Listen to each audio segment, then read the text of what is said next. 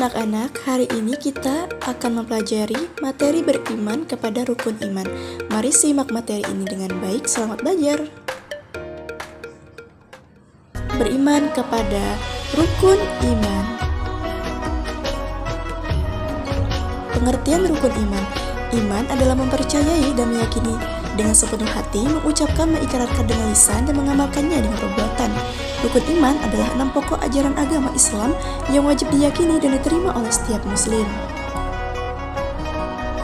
6 rukun iman. Yang pertama, iman kepada Allah Subhanahu wa Ta'ala. Yang kedua, iman kepada malaikat.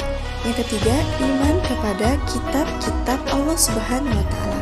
Yang keempat, iman kepada Rasul Allah Subhanahu wa Ta'ala. Yang kelima, iman kepada hari akhir. Dan yang keenam, iman kepada qada dan juga qadar. Pengertian setiap rukun iman. Iman kepada Allah, meyakini Allah adalah Tuhan yang Maha Esa. Iman kepada malaikat, meyakini adanya malaikat sebagai makhluk yang tidak tampak oleh manusia.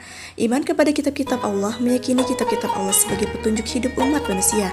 Iman kepada Rasul-Rasul Allah, meyakini bahwa Rasul adalah utusan Allah untuk menyampaikan wahyu.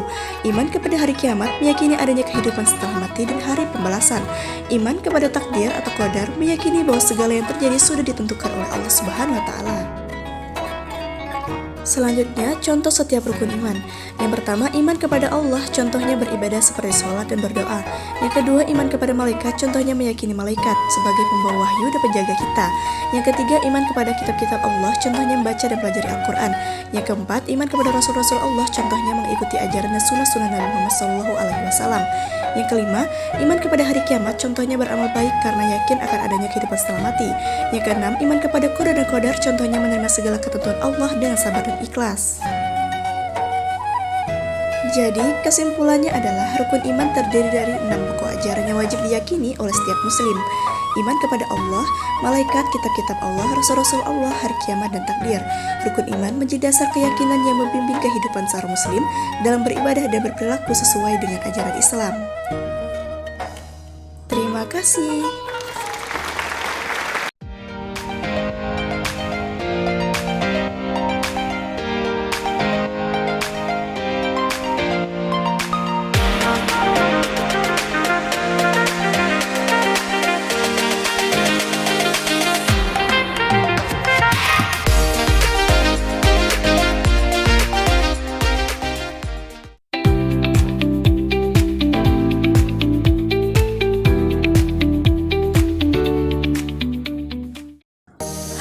Assalamualaikum warahmatullahi wabarakatuh. Perkenalkan, nama saya Widya Finata dengan NIM 2311269. Hari ini saya akan melakukan review produk. Yang pertama adalah pengenalan produk.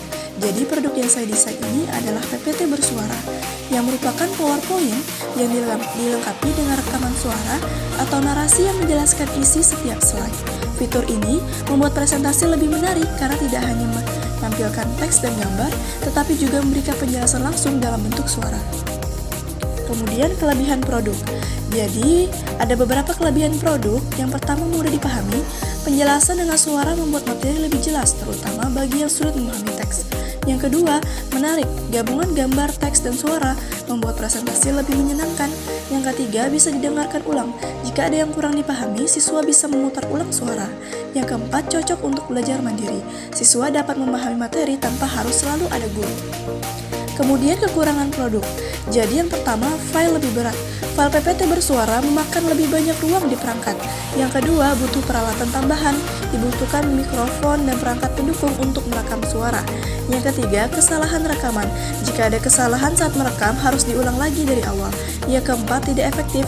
Jika suara tidak jelas, suara yang kurang jelas atau monoton bisa membuat audien bosan.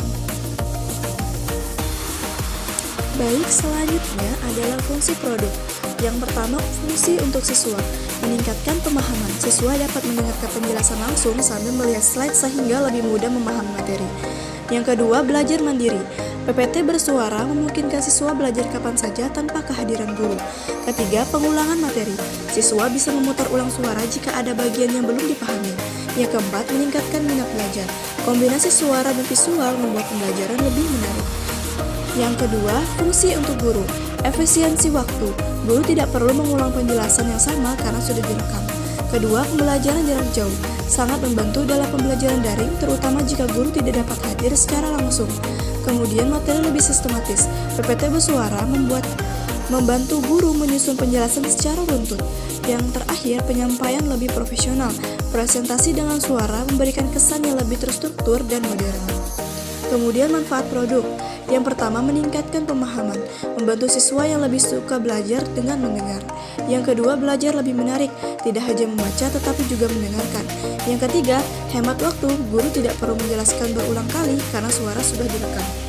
Yang terakhir, kesimpulan. Jadi, PPT bersuara adalah alat yang sangat bermanfaat untuk pembelajaran, terutama di era digital.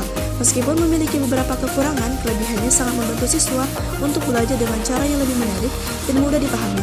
Dengan menggunakan PPT bersuara, proses belajar menjadi lebih efektif, terutama untuk anak SMP yang suka cara belajar yang kreatif dan interaktif. Terima kasih, semoga bermanfaat.